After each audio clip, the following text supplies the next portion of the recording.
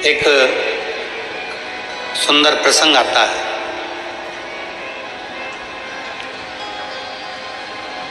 षडानंद कार्तिकेय जी के 6 मुख हैं। भगवान श्री गणेश जी महाराज का एक गज मुख है, लंबोदर। षडानंद कार्तिकेय जी के 6 मुख हैं और भगवान श्री गणेश जी महाराज लंबोदर एक मुख है।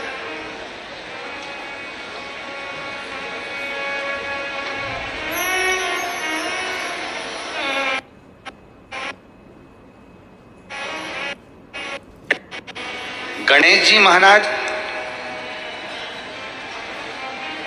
साधना में लीन नहीं होते, पर षडानंद कार्तिकेय जब भी बैठते हैं, एक बार की साधना में जो कार्तिकेय बाबा बैठे, हजारों वर्ष तक उनकी साधना टूटती ही नहीं, टूटती नहीं।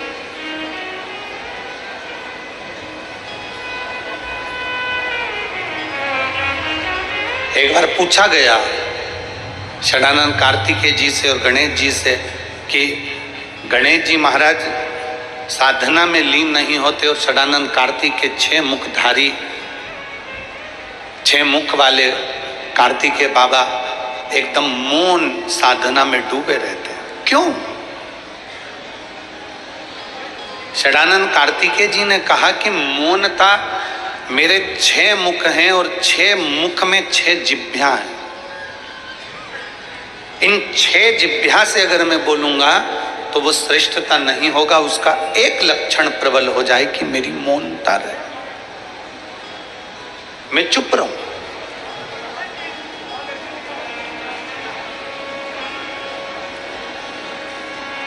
और मेरे चुप रहने में मैं भगवान की विरल भक्ति में डूबा रहता हूं, भगवान शिव की विरल भक्ति में समाया होता हूं।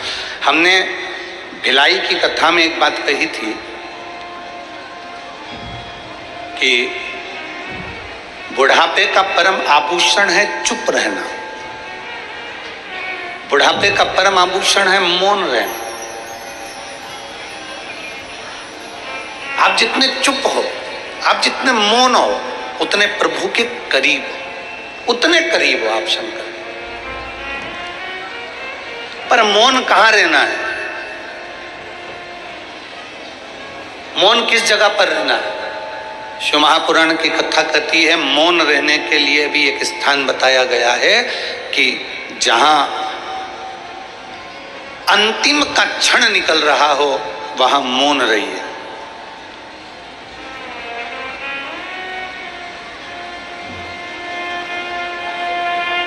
वहां मौन रहिए, शांत रहिए।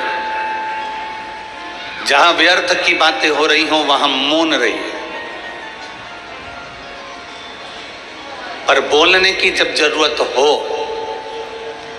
अपने सनातन धर्म पर अगर कोई ठेस पहुंचा रहा हो, अपने सनातन धर्म पर कोई उंगली उठा रहा हो, अपने धर्म पर, अपनी सनातन धर्म के ऊपर कोई आक्षेप ठोक रहा हो, उस जगह पर तुम्हें मौन नहीं रहना है, उस जगह पर तुम्हें एकजुट होकर आगे बढ़ना है। वहां मौनता की जरूरत नहीं है, वहां फिर मौन की जरूरत नहीं पड़ती।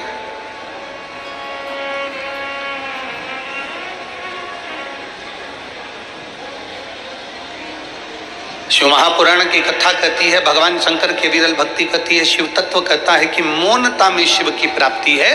पर कुछ स्थान ऐसे बताए गए हैं जब मौन रही है और कुछ स्थान ऐसे बताए गए हैं जब बोली है।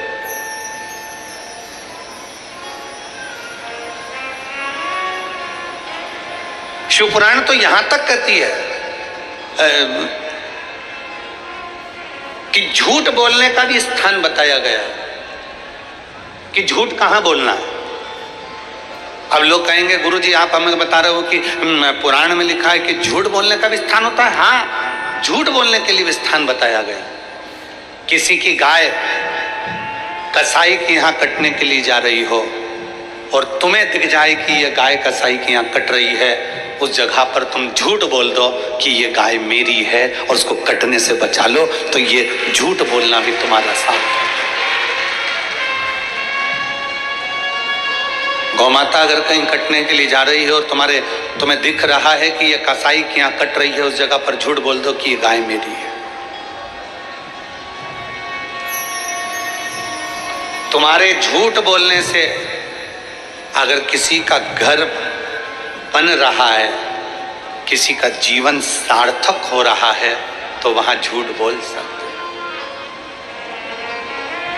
वहां झूठ बोल सकते हो। हमारे यहाँ तो झूठ बोलने का भी स्थान बताया गया है कि कोई गौमाता अगर कटने के लिए कसाई की यहाँ जा रही है, वहां तुम झूठ बोल दो कि ये गाय मेरी है, इसको छोड़ा जाए, ये गाय मेरी अपनी है, इसको छोड़। पर हम झूठ कहाँ बोलते हैं जहां हमारा हित होता है। हम झूठ कहाँ बोलते हैं जहां हमारा कुछ अच्छा हम देख लेते हैं कि झूठ बोलने से यहाँ मेरा फायदा होने वाला है, हम वहां झूठ बोल रहे हैं। पर शास्त्र कहता है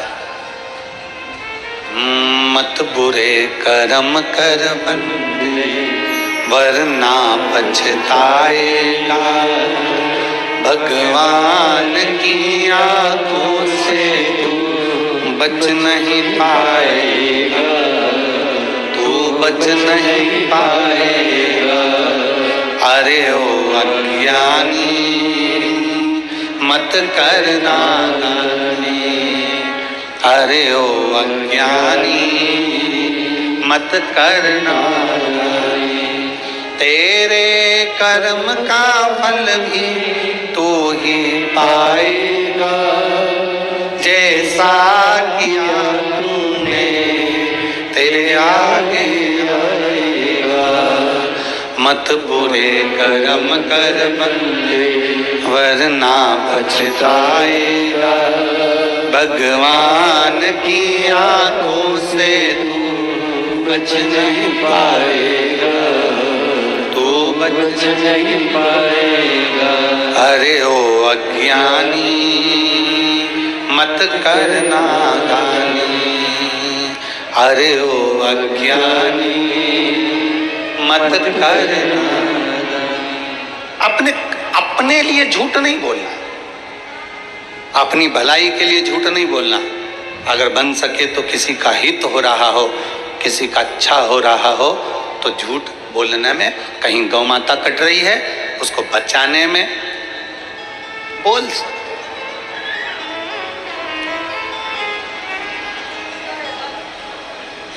किसी का जीवन अगर सार्थक हो रहा है तो बोल सकते, पर अपना लोभ नहीं, अपना लालच नहीं, अपना सुख नहीं। शिव कथा कर रही है, शिव महापुराण की कथा कर रही है।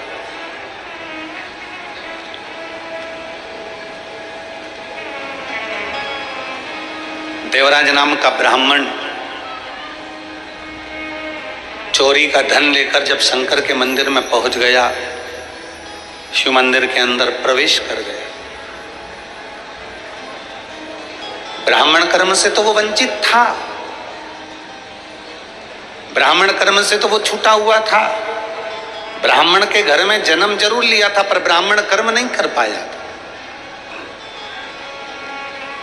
वंचित था। ब्राह्मण का कर्म है शास्त्र पढ़ना, शास्त्र सुनाना।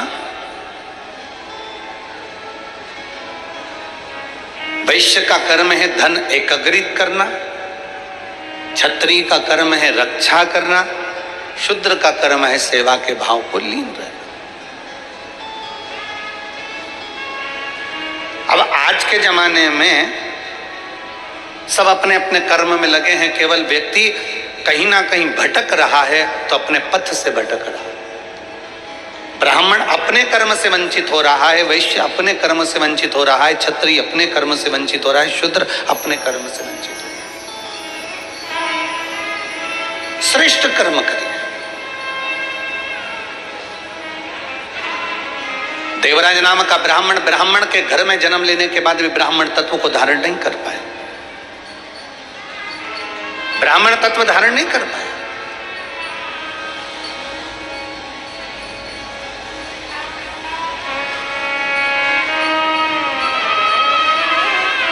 अब जब वो ब्राह्मण तत्व को धारण नहीं कर पाया तो ब्राह्मण तत्व धारण न करने के कारण वो चोरियां करने लगा, थोड़ा सा धन एकत्रित करने लगा और चोरी का धन लेकर शरीर में जब ताप पड़ा, शरीर में जब बुखार लगा, ठंड सी लगी, तब शिव मंदिर में गया छुपने के लिए, अपने शरीर को बचाने के लिए, तब उस शिवालय में गया। अब किसी ना किसी भाव से, किसी ना किसी रूप में शंकर के पास गया तो है, किसी ना किसी रूप में शिव तत्व के नजदीक गया तो है।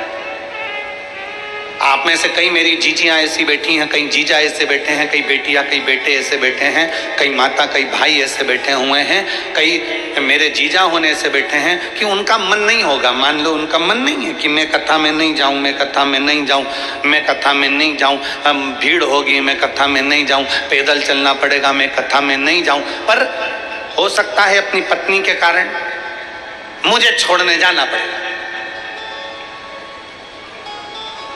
मुझे वहां तक छोड़कर आ जाओ, भले तुम वापिस आ जाना पर मुझे छोड़कर।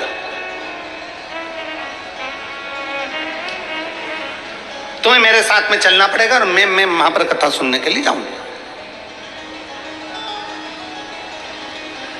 अरे वहां ऑटो नहीं मिलेगा, अरे मत मिलने तो तुम चल रहे हो कि नहीं चल रहे ये बताओ।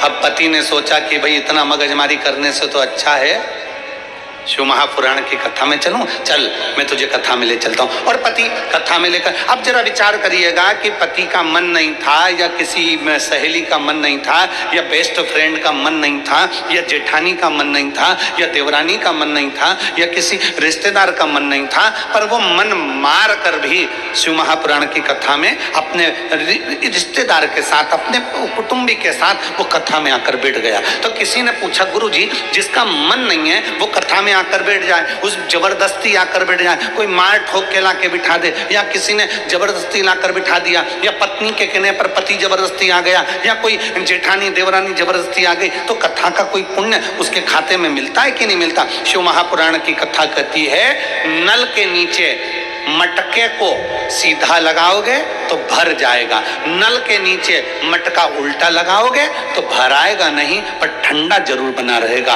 उसी तरह कोई अच्छे मन से आया तो उसके अंदर कथा भरा जाती है और कोई अच्छे मन से नहीं भी आया तो उसको कथा शीतलता तो दे ही देती है। शिव महापुराण उसको शीतलता देती है, शिव महापुराण उसको एक आनंद का अनुभव करा देती है। भले उसका चित्त कथा में नहीं लगे, भले उसका मन कथा में नहीं लगे, उसकी चित्त वृत्ति कथा में नहीं लगे, पर वो कथा में आकर बैठ गया, मतलब बैठा है तो ये निश्चित है। आपको भूख लगी है, आप शादी में गए हो, पंगत लगी है, पत्तल लग रही है और पत्तल लगते लगते कोई पत्तल देने वाला आया, तुम्हारे साथ में कोई दूसरा बैठा है, उसका पेट भरा हुआ है, वो नहीं खाना चाहता, फिर भी पत्तल वाले को थोड़ी ना मालूम कि इसका पेट भरा है कि खाली है, वो तो पत्तल लगाते लगाते लगाते लगाते गया और उसने पत्तल वहां लगा दी। जिसका पेट भरा था उसके पास भी पत्तल लगी है, तो पड़ोसी ने कहा तो तेरा तो पेट भरा था, हाँ मैं नहीं खाऊंगा, तो ये पत्तल लग गई, कोई बात नहीं। अब पत्तल लगी थी, इतने में नुक्ति देने वाला आया, बूंदी बूंदी बूंदी बूंदी नुक्ति नुक्ति नुक्ति, और मालूम पड़ा वो नुक्ति उसको डालकर चले गया। फिर पड़ोसन ने कहा तेरा तो पेट भरा था, अब ये बूंदी कौन खाएगा, अब रख गया तो रख जाने दो। थोड़ी देर में गुलाब जामुन गुलाब जामुन गुलाब जामुन करता आया और गुलाब जामुन रखकर चले गया। अब वो रखा तो था, तो उसने सोचा इतना सारा सामान इकट्ठा हो गया है, मेरा पेट भी भरा है, कोई बात नहीं, मैं उसको बांध कर अपने घर के लिए लेकर चले जाता हूँ। अगर मन नहीं भी लगे और अगर कोई शिव पुराण की कथा में जाकर बैठ जाता है तो मेरा महादेव उसके पल्लू में कुछ ना कुछ अच्छा बांध कर भेज ही देता है। वो शिव तत्व है, वो शिव तत्व है।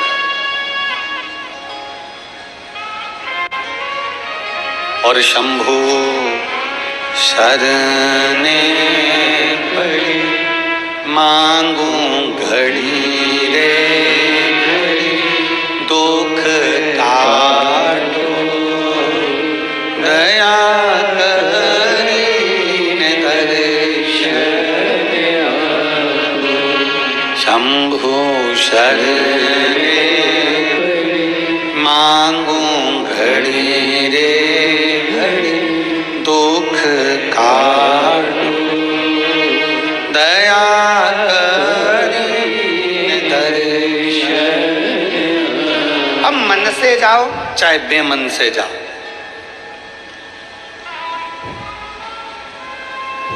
जैसे जाना है शिव के पास।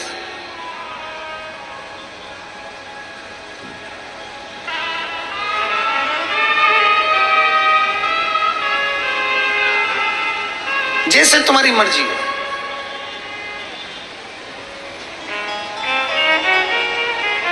वो कहते हैं ना,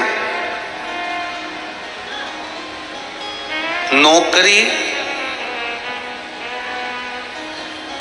चाकरी, तनख्वाह और वेतन।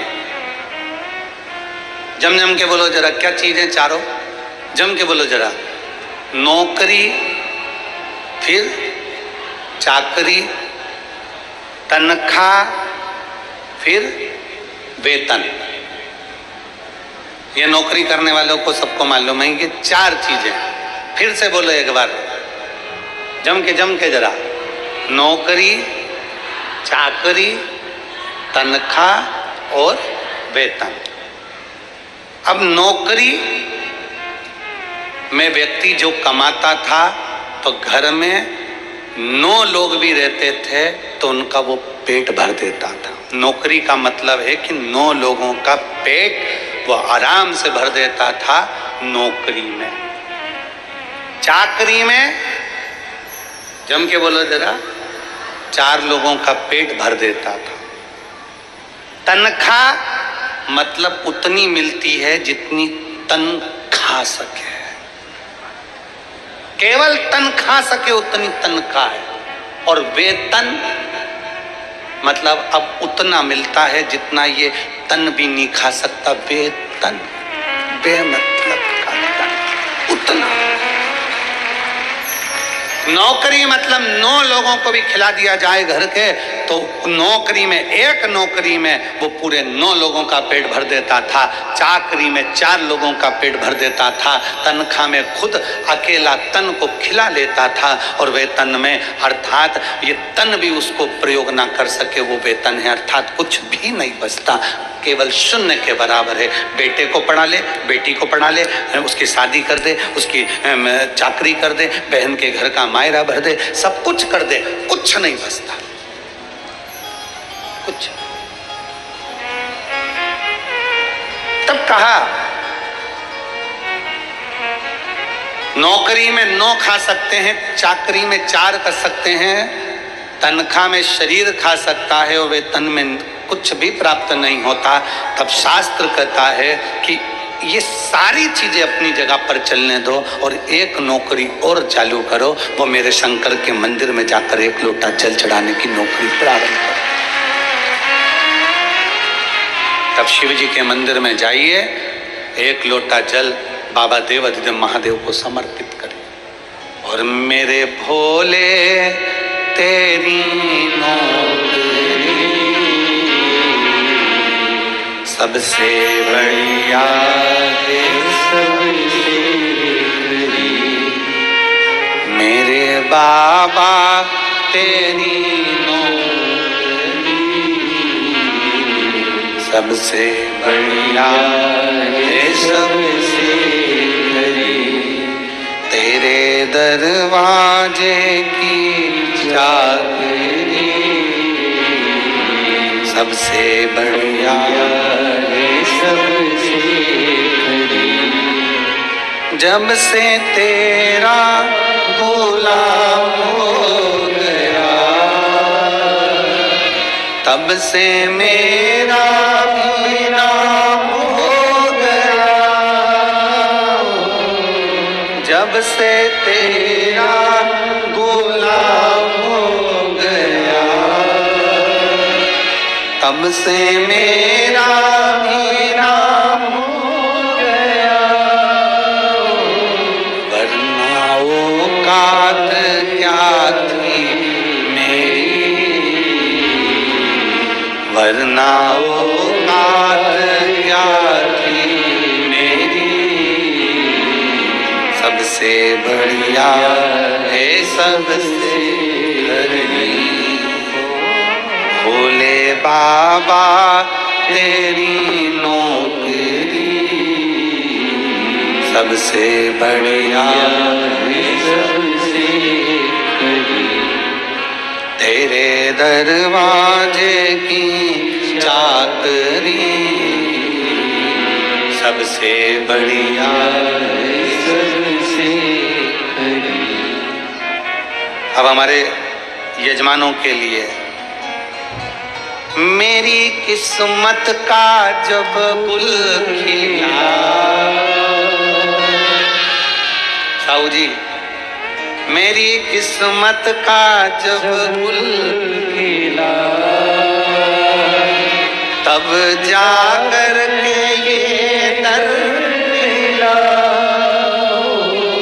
मेरी किस्मत का जब गुल खिला, तब जाकर के ये दर। शंकर भगवान के शिवलिंग के जल को, और जिसको विश्वास नहीं हो, गीता प्रेस गोरखपुर की शिव महापुराण की कथा लेकर आओ, हिंदी की।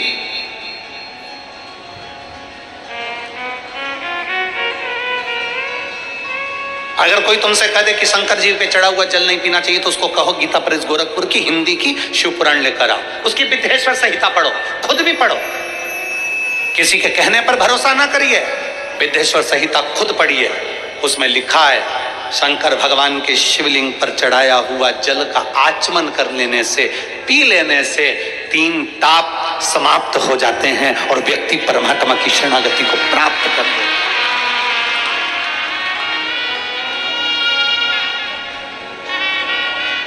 सारे देवताओं की मूर्ति और शंकर भगवान का स्वरूप शिवलिंग,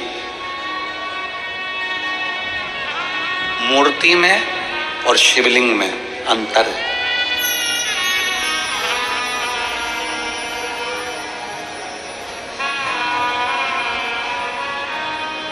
राम जी की मूर्ति होती है कि लिंग स्वरूप होता है? जम के बोलो जरा। मूर्ति। कृष्ण भगवान की मूर्ति, इंद्रदेव की, ब्रह्मा जी की मूर्ति। 33 कोटि देवताओं का क्रम उठाकर देखिए, सारे देवताओं की मूर्ति का क्रम है, शंकर भगवान के मूर्ति का क्रम नहीं, शंकर भगवान के शिवलिंग का क्रम। मूर्ति और शिवलिंग में अंतर क्या है? क्या अंतर है मूर्ति और शिवलिंग में? हमने अपनी व्यासपीठ से आज तक कभी नहीं कहा आपको कि आप अपने घर में भगवान शंकर की मूर्ति रखो। कभी सुना आपने कि हमने अपनी व्यासपीठ से कहा हो कि भगवान शंकर की मूर्ति घर में रखो? ना, हमने व्यासपीठ से इतना जरूर कहा कि शिवलिंग तुम्हारे घर में होना जरूरी है। मूर्ति और शिवलिंग में अंतर है। शंकर भगवान की मूर्ति नहीं, शंकर भगवान का शिवलिंग होना चाहिए। राम जी की मूर्ति हो, कृष्ण भगवान की मूर्ति हो, लड्डू गोपाल की मूर्ति हो, ठाकुर जी की मूर्ति हो, सबकी मूर्ति चल जाएगी, पर शंकर भगवान के शिवलिंग का स्वरूप। मूर्ति और शिवलिंग में अंतर क्या? सावन के महीने में पूरी आस्था चैनल पर करोड़ों भक्त इस शिव महापुराण की कथा को सुन रहे हैं, और केवल भारत में नहीं, विदेश में बैठकर भी लोग इस पवित्र कथा का लाभ ले रहे हैं, नए रायपुर से।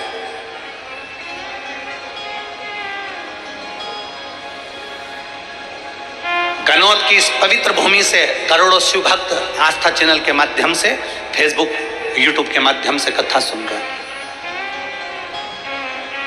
आज की कथा में आप स्मरण करिएगा कि मूर्ति और शिवलिंग में जमीन और आसमान का अंतर है।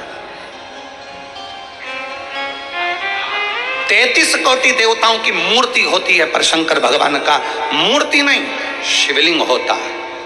कारण मूर्ति केवल एक की होगी, केवल एक मूर्ति, केवल एक की।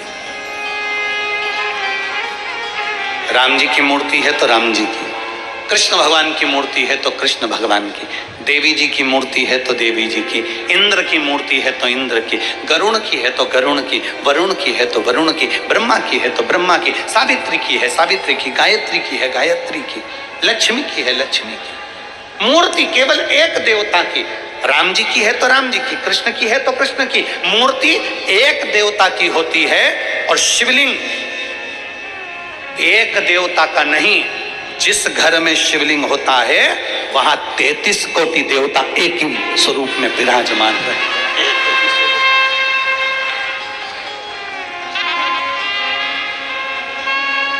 मूर्ति में और शिवलिंग में अंतर है, बहुत जमीन और आसमान का अंतर है।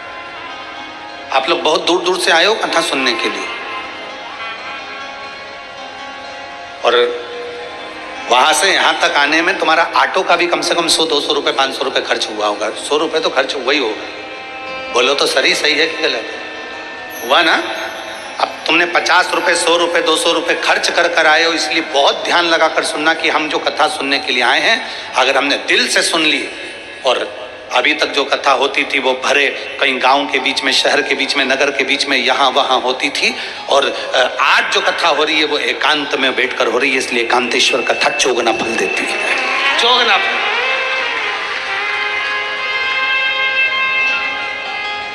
मूर्ति में और शिवलिंग में जमीन आसमान का अंतर। राम जी की मूर्ति का दर्शन करोगे तो वो राम जी की मूर्ति कहलाएगी। भगवान कृष्ण की मूर्ति का दर्शन करोगे तो कृष्ण भगवान की मूर्ति ही कहलाएगी। देवी जी की मूर्ति का दर्शन करोगे तो देवी की मूर्ति ही कहलाएगी। ब्रह्मा जी की मूर्ति का दर्शन करोगे तो वो ब्रह्मा जी की मूर्ति ही कहलाएगी। कार्तिक स्वामी की मूर्ति का दर्शन करोगे कार्तिक स्वामी कहलाएंगे। गणेश जी की मूर्ति का दर्शन करोगे तो गणेश जी महाराज कहलाएंगे। केवल एक शंकर भगवान की कोई मूर्ति नहीं, शंकर भगवान का केवल एक लिंग स्वरूप है। शंकर भगवान का एक प्रतिबिंब, एक प्रतीक शिवलिंग के रूप में है। इसलिए अंदाजा लगाकर रखना कि मूर्ति में एक देवता होते हैं और शिवलिंग के अंदर 33 कोटि देवता विराजमान होते हैं, सारे देवता। वो एक लाइन आप लोग गुनगुनाते हो, सारे देवता, सारे। एक लाइन आपके स्मरण में रहती है, सारे तीरथ धाम आपके चरणों में, हे भोलेनाथ प्रणाम आपके चरणों में। फिर से एक बार सब बोलिए, सारे तीरथ धाम आपके चरणों में, हे भोलेनाथ प्रणाम आपके चरणों में। सब कुछ है, सारे तीर्थ शिव में बसे हुए हैं, सारे तीर्थ, सारे। जहां शिव है वहां गंगा है, जहां शिव है वहां गणेश है, जहां शिव है वहां रिद्धि सिद्धि है, जहां शिव है वहां षडानन कार्तिक है, जहां शिव है वहां लक्ष्मी है, जहां शिव है वहां विष्णु है, जहां शिव है वहां ब्रह्मा है, जहां शिव है वहां सरस्वती है, जहां शिव है वहां गायत्री है, जहां शिव है वहां सावित्री है, जहां शिव है वहां 33 कोटि देवता विराजमान है। एक शिवलिंग,